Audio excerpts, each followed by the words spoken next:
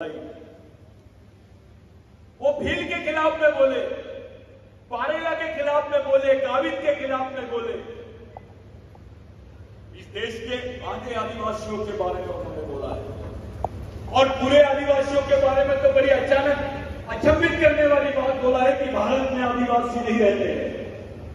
अरे भारत का संविधान बोलता है कि जो अनुसूचित जनजाति के लोग हैं वही इस देश के आदिवासी है।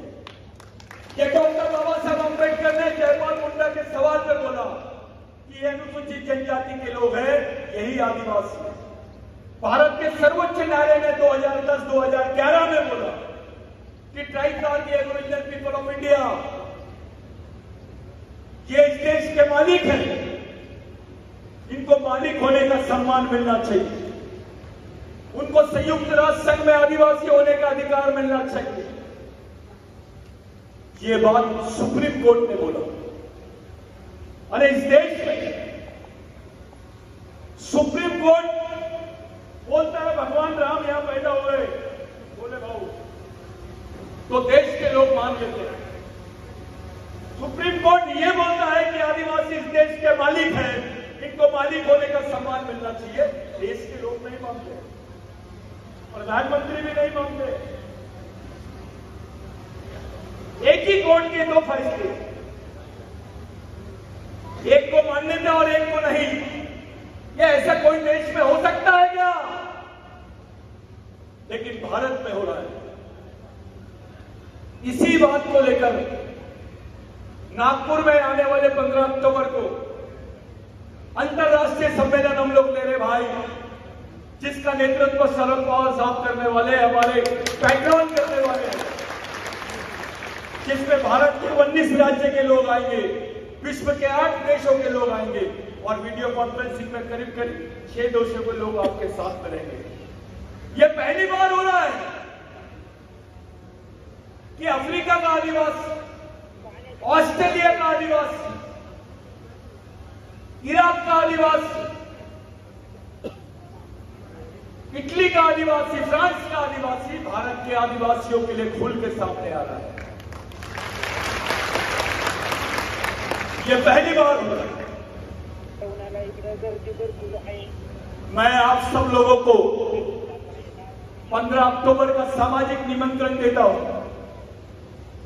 और ये बता देना चाहता हूं कि ऐसा सम्मेलन 1993 के बाद में भारत में हुआ ही नहीं और वो सम्मेलन का पीछे जो हमको प्रेरणा मिली है वो पवार साहब की मिली है। मैं इसलिए उनको मानता हूं। साथियों, जिस जगह पे हम लोग आए हैं, जिस पोली चबूतरे के बारे में हम लोग बात कर रहे हैं, पूरे शिवाजी महाराज की हिस्ट्री में, शिवशाही की हिस्ट्री में मेरे को एक उदाहरण बता दीजिए कि 150 आदिवासियों को खुलेआम कत्लेआम किया गया।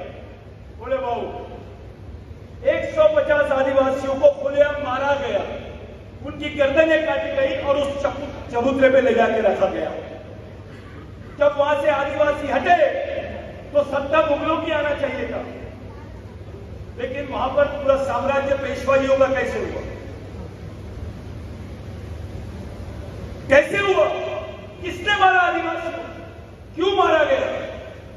ऐसी हत्या शिवाजी महाराज और संभाजी महाराज के मानने वालों को पहली बार हुई है इतिहास में। ऐसा क्या था कि आदिवासी को ही मारा गया? इस बात पे कोई बात नहीं करता।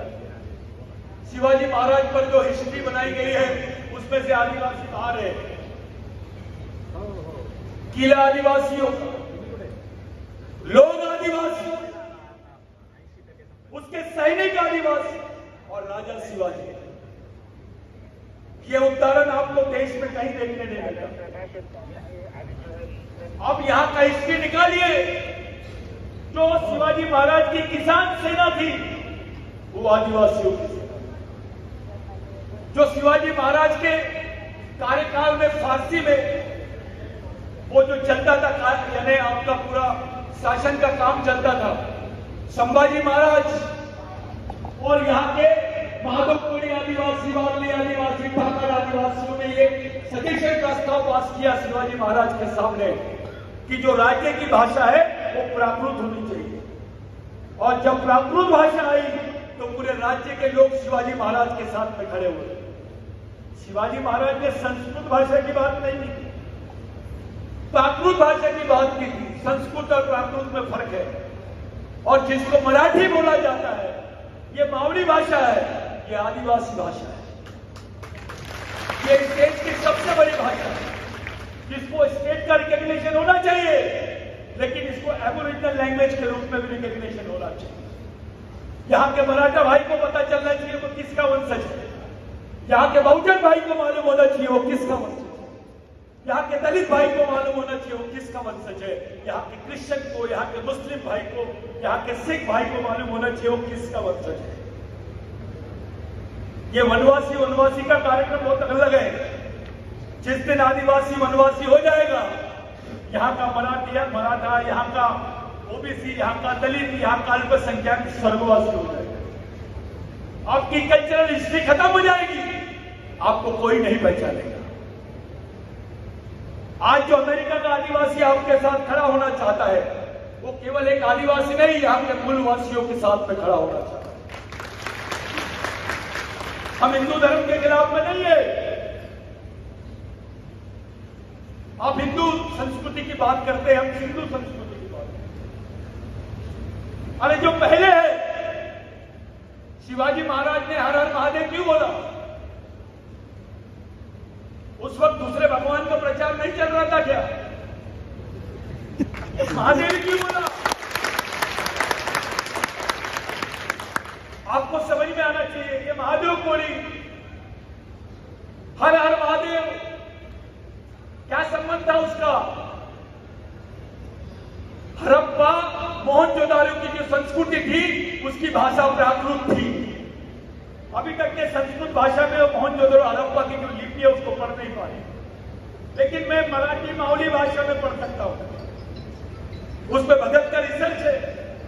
मैं गोंडी भाषा में पढ़ के बताता हूं आपको, महादेव कोड़ी की भाषा में, भिल्ली भाषा में पढ़ के बताता हूं, कोरकू भाषा में पढ़ के बताता हूं आपको, वारली भाषा में, ठाकर भाषा में पढ़ के बता सकते हैं। हम चैलेंज करते हैं। ऐसी क्या बात है कि 1993 में गवर्नमेंट बनी और इन्होंने प्रस्ताव भेज दिया कि भारत में आदिवासी नहीं रहते हैं। भारत में आदिवासी नहीं रहते का मतलब यह होता है भोले भाऊ कि भारत में आदिवासी वंशज नहीं रहते हैं। आप भी नहीं रहते हैं।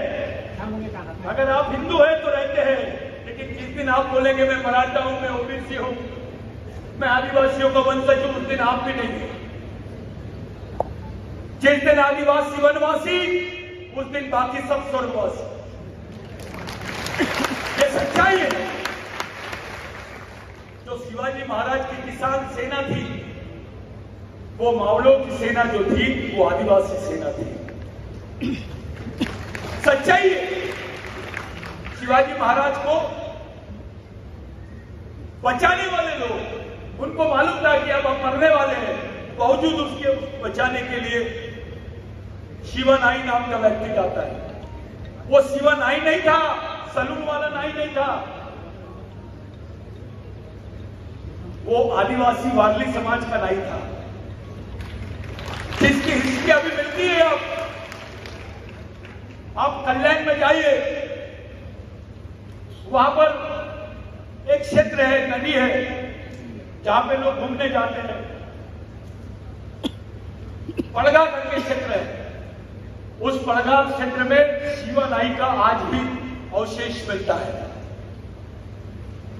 जो संघर्ष चालू है वो संघर्ष पहचान के लिए, वो अस्तित्व के लिए।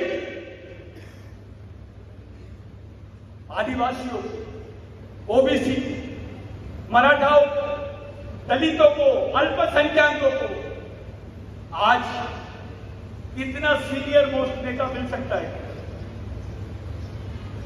आपके पास में शरद पवार साहब का कोई अल्टरनेट होगा तो दे दीजिए। ऐसा कोई व्यक्ति हो जिनके पास में इतना अनुभव है, ऐसा कोई डॉक्टर है आपके पास में पवार साहब जैसा जिनको समाज की बारीकी मालूम है? इसके बाद क्या है आपके पास? हमारे पास क्या है? आदिवासियों ने किसकी तरफ देखना चाहिए? हमारे जनरेशन के लिए आखिरी लीडर है हमारे, और पहले भी लीडर वही है। कौन पवार साहब के साथ में खड़ा है, कौन नहीं है, हम इसकी परवाह नहीं करते। लेकिन ये सच है, पूरे देश के आदिवासी आज पवार साहब के साथ हैं। साथियों, ये जो मूवमेंट है, ये जो मिशन है, इसको बदनाम करने का भी षड्यंत्र चल रहा है। आप मुस्लिम को आतंकवादी बोल दीजिए, आपको गोली मारने का अधिकार मिल जाता है। आप आदिवासियों को नक्सलवादी बोल दीजिए, वंशे पाटिल साहब, उसको गोली मारने का अधिकार मिलता है। यानी केवल लेबल लगा देते हैं। किसी भी आदिवासी को गढ़चिरौली के उसको बता दिए बस्तर के आदिवासी यानी नक्सलवादी। एक षड्यंत्र चल रहा है इस देश में आदिवासियों को नक्सलवादी बनाने का। उनकी पहचान नक्सल, अब आदिवासी क्षेत्र नहीं बोलते उसको, नक्सलवादी क्षेत्र बोलते। वहां पैसा नक्सल विकास क्षेत्र के नाम से आता है, आदिवासी विकास क्षेत्र के नाम से नहीं जा रहा है। आपको एक संबोधन किया जा रहा है, वनवासी, नक्सलवादी, ये एक ही रूप के शब्द है। नक्सलवादी आदिवासी हो सकता है, लेकिन आदिवासी नक्सलवादी नहीं हो सकता।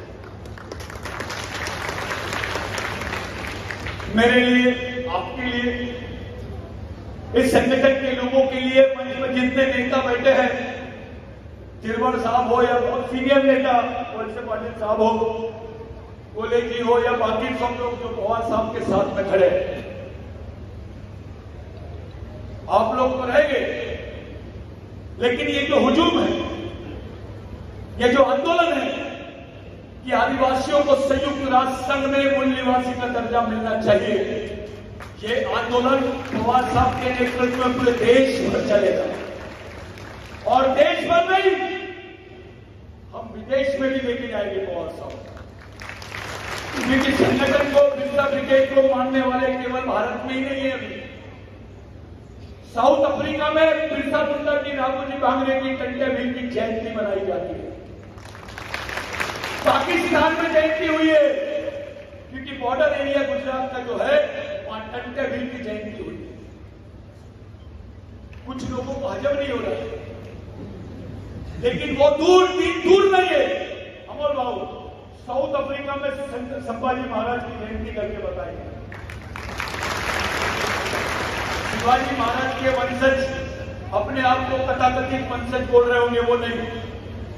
शिवाजी महाराज के ओरिजिनल वंशज आदिवासी है। शिवाजी महाराज का जो प्रशासन था वो आदिवासी संस्कृति के हिसाब से चलता था। शिवाजी महाराज के प्रशासन में मातृसत्तक पद्धति का इस्तेमाल किया जाता था, इसलिए जिजाऊ माता को पूरा कार्यभार सौंपा गया। ये है उसके पीछे की वास्तविकता। वहां महिलाओं को जितना इम्पोर्टेंट नहीं था उतना ज्यादा, पुरुषों को जितना महत्व नहीं था उससे ज्यादा महत्व महिलाओं को। शिवाजी महाराज ने अपने सरदार के हाथ पैर काट डाले थे। कोई जब युद्ध होता था, लूट लेते थे, तो उनके महिलाओं पर बहुत अत्याचार होता था। किसी सैनिक ने शिवाजी महाराज के किया तो उसके हाथ काट डाले शिवाजी महाराज ने और उसको दंडित किया। ये प्रेरणा कहां से आई? ये मनुवादी प्रेरणा नहीं है। बाबूराव शर्मा के को चंद्रपुर के एक ही दिन में फांसी और पीपल के झाड़ में लटका दिया गया। जो सजा संभाजी महाराज को दी गई, बाबूराव शर्मा के को फांसी देने के बाद में ये चूने में, रसायन में डाल दिया गया, उनकी बॉडी को पूरा गला दिया गया, चूने की भट्टी में डाल दिया गया। जो संभाजी महाराज के साथ में हुआ है वो आदिवासी वीरों के साथ में हुआ है। राघोजी भांगरे, उनके पिताजी स्वतंत्र सेनानी, उनकी माताजी स्वतंत्र सेनानी, उनके दादाजी स्वतंत्र सेनानी, बताइए मेरे, और सब शहीद हो गए। ऐसा वंश है क्या भारत में? बाप भी स्वतंत्र सेनानी, मां भी, दादा भी, भाई भी, काका भी। ये उदाहरण आपको आदिवासियों में मिलता है। आने वाले 15 तारीख को, 15 अक्टूबर को, जब कोई आदमी अफ्रीका से देश में आ सकता है, ऑस्ट्रेलिया से आ रहे हैं, तो आप जुन्नर से नागपुर आ सकते हो अपनी मांग के लिए। ये आंदोलन है भाई, इस आंदोलन को जिंदा रखना अपना प्रथम कर्तव्य है। जो नेतागण है, आमदार है, विधायक है, मैं उनको भी खुलेआम सामाजिक निमंत्रण देता हूं इस इंटरनेशनल गैदरिंग का हिस्सा बने। साथों साथ एक गलतफहमी निकाल लीजिए कि आदिवासियों में जो बिरसा ब्रिगेड चलता है नक्सलवादी संगठन है। थोड़ी और गलतफहमी पाल लीजिए, नक्सलवादियों से भी ज्यादा डेंजर संगठन है।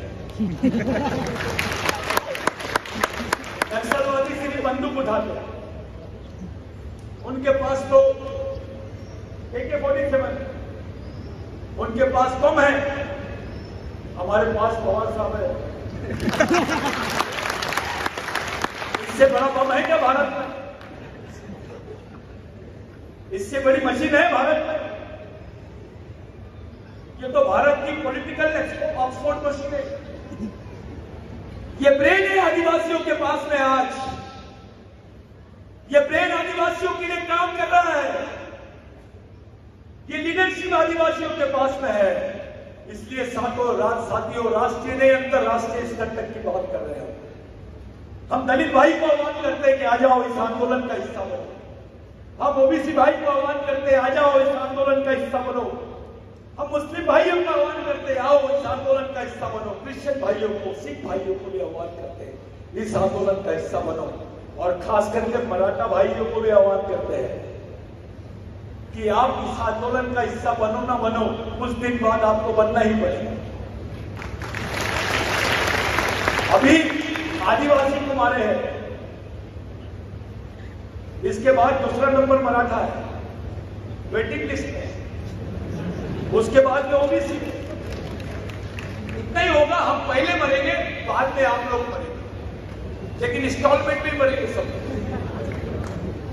इसके सब लोगों के लिए एक पर्याय है हमारे पास अच्छी लीडरशिप, अच्छा प्लेटफॉर्म है, अच्छी सोच है, विजन है, दृष्टिकोण है हमारे पास।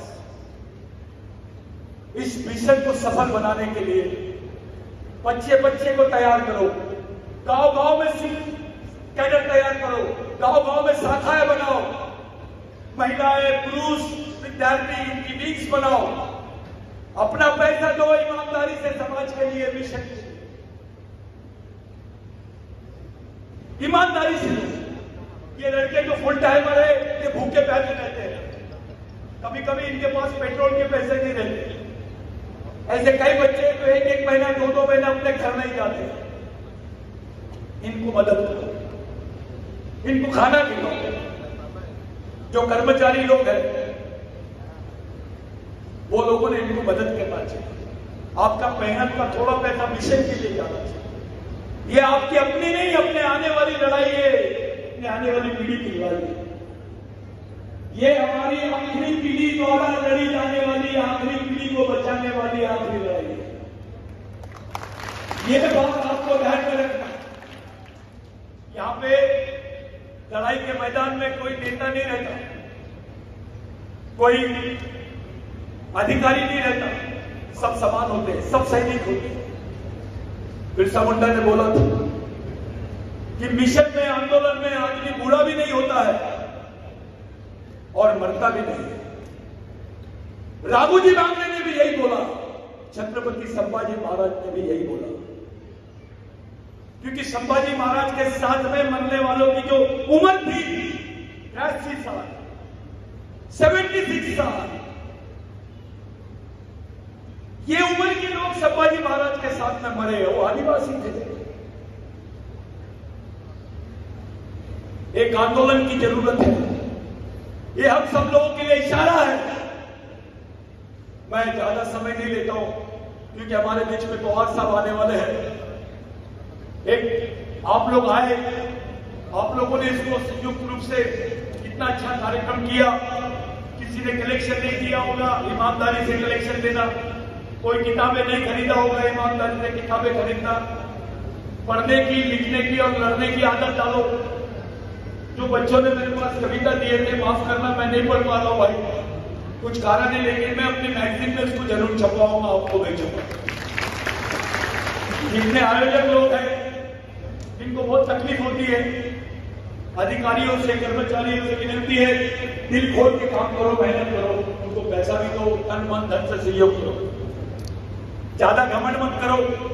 मैं अधिकारी हूं, मैं अध्यक्ष हूं, मैं सचिव हूं, अपने घर में रख के आओ। समाज के सामने सब समान होते। यहां आप देखते हैं यादव यादव जैसा अधिकारी, बहुत सारे कर्मचारी अधिकारी है, यहाँ पे सतरंजी उठाते, बच्चों को पानी पिलाने जाते हैं, जो आईएएस रैंक के ऑफिसर है। यहां शर्म मत करो मिशन में काम करते वक्त, यह पवित्र काम है।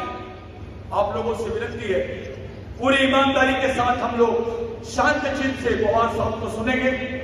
मैं यही आप लोगों से विनती करता हूं और 15 तारीख के लिए सबको मैं सचेत करता हूं, सामाजिक आमंत्रण देता हूं। जय बिरसा, जय राघव जी, जय टंडिया, जय आदिवासी। धन्यवाद।